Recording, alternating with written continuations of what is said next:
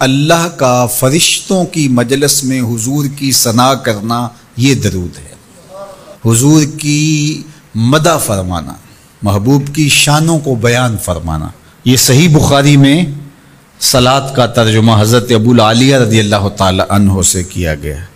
تو پھر درود کا مفہوم بہت وسیع ہے، حضور کی مدح و توصیف، حضور کے حسن کا بیان، حضور کے خصائل کا عنوان، آقا کریم کے شمائل کا تذکرہ، حضور علیہ السلام کے فضائل کی باتیں، حضور کی عظمتوں کا عنوان، یہ سب کچھ درود کے زمرے میں آتا ہے۔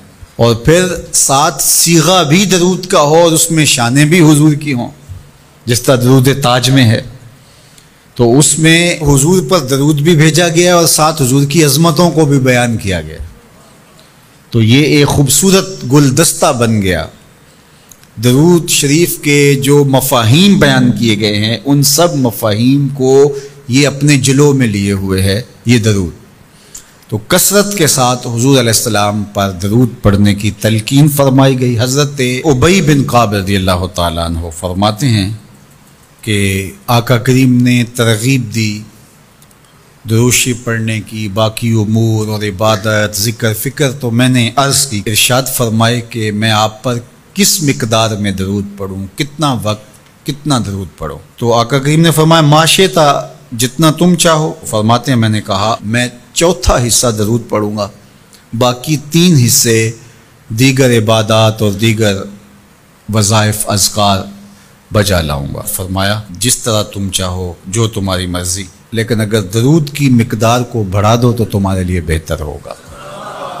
تو میں نے کہا النصف، میں آدھا وقت درود پڑھا کروں گا اور باقی چیزیں باقی آدھے وقت میں کروں گا۔ فرمایا جس طرح تم چاہو، لیکن اگر درود کی مقدار کو بڑھا دو تو تمہارے لیے بہتر ہوگا۔ میں نے کہا کہ حضور میں 2 حصے درود پڑھوں گا اور 1 حصہ باقی وظائف اوراد بجا لاؤں گا۔ فرمایا جیسے تمہارا دل چاہے، لیکن اگر تم درود کی مقدار کو بڑھا دو تو تمہارے لیے بہتر ہوگا۔ فرماتے ہیں میں نے کہا حضور میں پڑھوں گا ہی درود، سارا وقت میں آپ پہ درود ہی پڑھتا رہوں گا۔ فرمایا پھر تمہارے سارے دکھ، تکلیف، اذیتیں، پریشانیاں، اس کے لیے یہ درود کفایت کرے گا اور تمہارے گناہوں کی مغفرت فرما دی جائے گی۔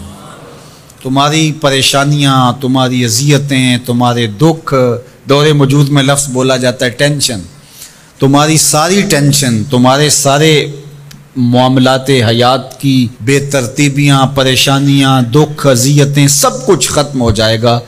درود سب دردوں کا مداوع ہو جائے گا، سب دکھوں کا علاج ہو جائے گا، سب پریشانیوں کا حل ہوگا، سب مصیبتوں کا مداوع بن جائے گا، اور ساتھ ساتھ تمہارے گناہ بھی بخش دیے جائیں گے۔ تو درود جتنی کثرت کے ساتھ پڑھا جائے اللہ کی اتنی ہی رحمتیں نازل ہوتی ہیں۔ تو باقی وظیفے، باقی اوراد وہ بھی فضل و شرف والے ہیں، لیکن حضور نے فرمایا کہ پھر تمہارے لیے ایک درود ہی کافی ہو جائے گا۔ اللہ اکبر۔ فرمایا جو میرے اوپر 1 مرتبہ درود بھیجتا ہے اللہ اس پر 10 رحمتوں کا نزول فرماتا ہے۔ اور ایک حدیث میں آیا جو 1 مرتبہ میرے اوپر درود بھیجتا ہے اللہ اس کے 10 گناہ معاف کرتا ہے، 10 درجے بلند کرتا ہے اور 10 رحمتوں کا نزول فرماتا ہے۔ تو درود پڑھا حضور پہ کام اپنا بن رہا ہے۔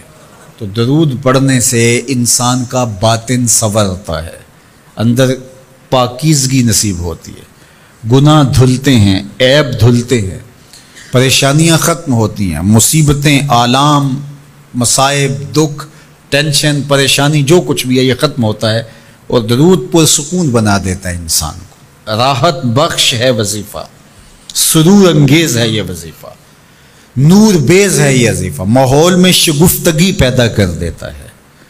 اگر درود شریف پڑھو گے تو تمہاری بہت ساری پریشانیاں ختم ہو جائیں گی، تمہارے دکھوں کا مداوع ہوگا، تم ریلیکس ہو جاؤ گے درود پڑھنے۔ یہ درود شریف کی برکات ہیں۔ 1 مرتبہ درود پڑھنے سے 10 رحمتیں نازل ہوتی ہیں، اور جو بار بار حضور پہ درود پڑھتا ہے تو بتاؤ کہ کتنا بڑا ذخیرہ رحمتوں کا اس کے اطراف میں پھیل گیا۔ تو اس لیے کثرت کے ساتھ درود پڑھنا چاہیے۔ حضور علیہ السلام نے یہ بھی ارشاد فرمایا کہ جو میرے اوپر درود پڑھتا ہے میرے اوپر لازم ہے کہ میں اس کی شفاعت کروں گا۔ شفاعت رسول کے حصول کا ذریعہ درود بنتا ہے، چونکہ ہمارا آسرا ہی حضور کی شفاعت ہے۔ وہ دامن شفاعت کھولیں گے تو ہم گناہ گاروں کا کام بنے گا، اور وہ نصیب کیسے ہوگی حضور علیہ السلام کی شفاعت؟ کثرت درود سے۔ یہ بھی ارشاد فرمایا آقا کریم نے، قیامت کے دن میرے سب سے زیادہ قریب وہ ہوگا جو کثرت کے ساتھ میرے اوپر درود پڑھنے والا ہوگا۔ تو حضور کی قربت کا ذریعہ بھی درود ہے۔